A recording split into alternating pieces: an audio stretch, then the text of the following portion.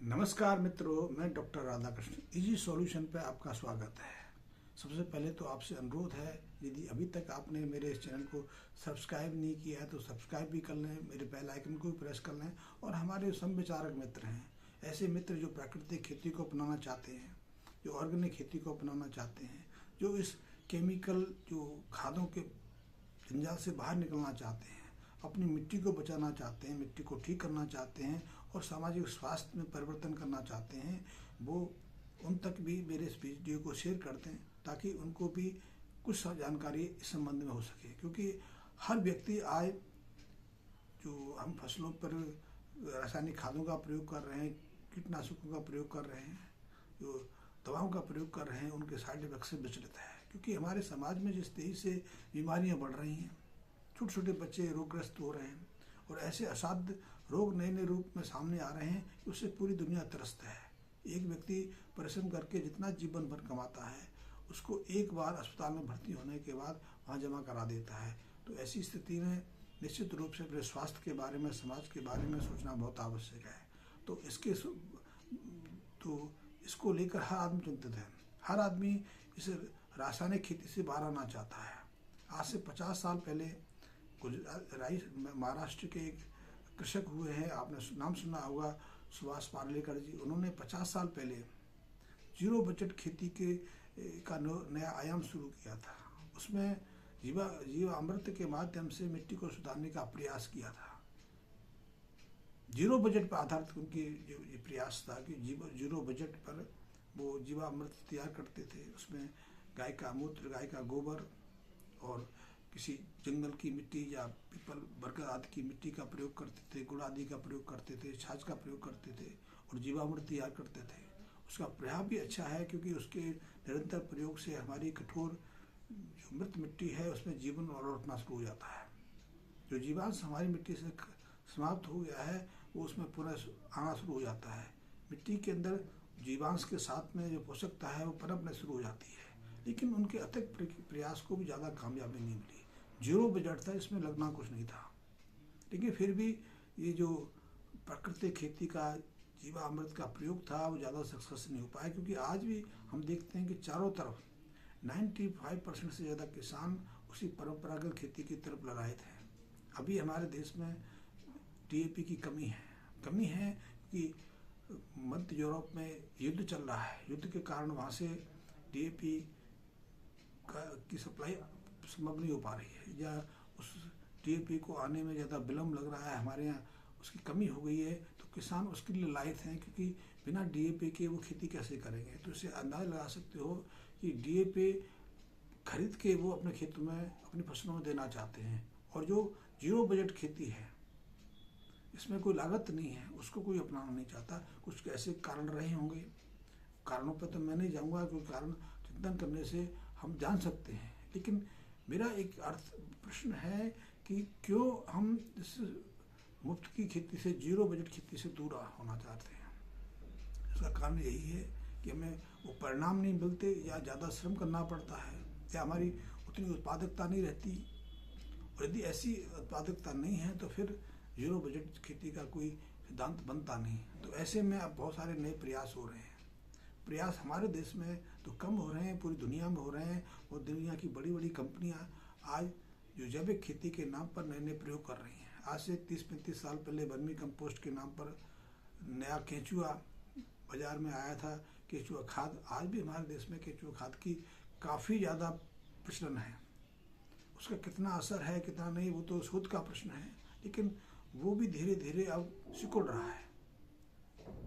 अब जैविक जो खाद है, जैविक जीवाणु आधारित खेती का प्रचलन बढ़ रहा है। जीवाणु, क्योंकि हम कुछ जीवाणु बाजार में उपलब्ध देखते हैं, पर हमें तो हजारों तरह के जीवाणु चाहिए। हमारी मिट्टी के अंदर जब हजारों तरह के जीवाणु जब तक नहीं है, तब तक हमारे जीवाणु के 2-4 किस्में हमें ज़्यादा प्रभावित नहीं कर पाएंगी। ये फिर व्यापार बन के रह जाता है। लेकिन जीवाणु का महत्व तो है। जीवाणु का महत्व इसलिए है कि आज से 30-35 साल पहले तक हमारे डॉक्टर्स थे, हमारे जो स्वास्थ्य विशेषज्ञ थे, जीवाणु से मुक्ति का अभियान चला रहे थे।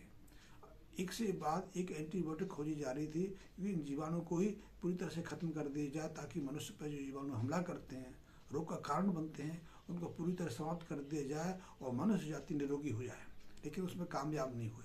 अब तो उसके बिल्कुल विपरीत एक नया आयाम शुरू हुआ है।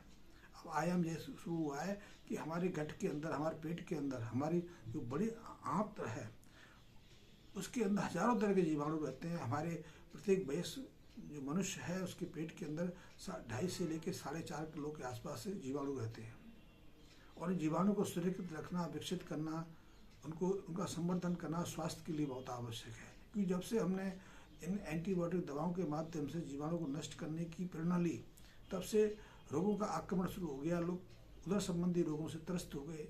उदर का संबंध गठिया से भी है, आर्थराइटिस से भी है, कैंसर से भी है, पोषणता से भी है, खून की कमी से भी है, गर्भ धारण करने से भी है, नपुंसकता से, यानी कि हर भी।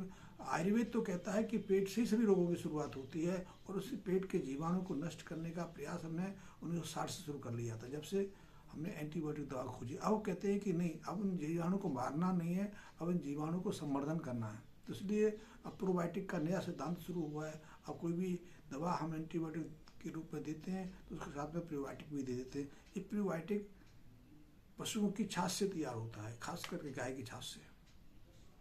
तो गाय के शरीर के अंदर ऐसे जीवाणु हैं जो लाभकारी हैं।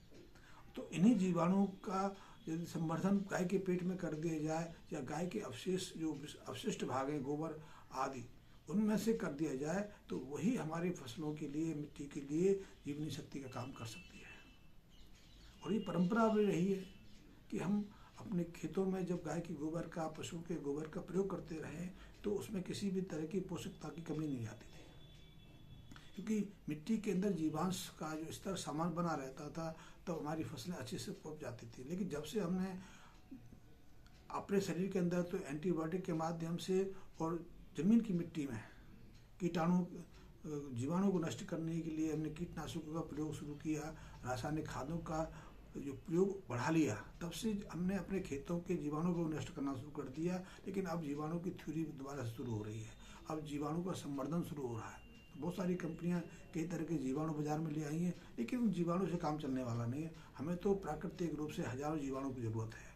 तो उसके लिए या तो आप गाय के गोबर का प्रयोग करिए, फसल अवशेष का प्रयोग करिए, या फिर यदि आप सहज रास्ता अपनाना चाहते हैं, तो जैसे कि हमने गाय के गोबर के संवर्धन से, गाय के पेट के माध्यम से बहुत सारे जीवाणु को संग्रह करके, हमने कभी गिनती नहीं करी, हमने कोई जांच भी नहीं कराई, हमने 8-10 की जांच कराई है, लेकिन उसमें हजारों तरह के जीवाणु हैं, हजारों जीवाणु के समूह हैं। इसीलिए जब उसका प्रयोग हम खेतों में करते हैं तो मिट्टी की संरचना बदलाव आना शुरू हो जाता है, मृदा की संरचना एकाएक बदलने शुरू हो जाती है, उसमें हर वो गुण आ जाता है जो स्वस्थ मिट्टी का रहता है। मिट्टी भुरभुरी हो जाती है, मिट्टी के अंदर ऑर्गेनिक कार्बन का स्तर बढ़ जाता है, जीवाणुओं की संख्या बढ़ने लग जाती है, मिट्टी होल्डिंग कैपेसिटी बढ़ जाती है। जब फसल लगाते हैं तो फसलों की जड़ें गहराई तक जाने शुरू हो जाती हैं, मिट्टी में नमी बनी रहती है। तो बहुत सारे उसमें होते हैं, और ऐसी मिट्टी में जो भी बीज हम डाल देते हैं वो सहजता से उपजता है, उसकी अच्छी ग्रोथ होती है और अच्छा उत्पादन होता है। तो आप जीवाणु के महत्व को समझ सकते हैं। आपको कोई अतिरिक्त जानकारी चाहिए, आपके मन में कोई शंका है, कुछ समाधान चाहिए, तो निसंकोच मेरे मैसेज बॉक्स में कमेंट्स दे सकते हैं, अपना फ़ोन नंबर भी दे सकते हैं। मैं यथोचित आपके प्रश्न का उत्तर देने की कोशिश करूँगा। धन्यवाद मित्रों।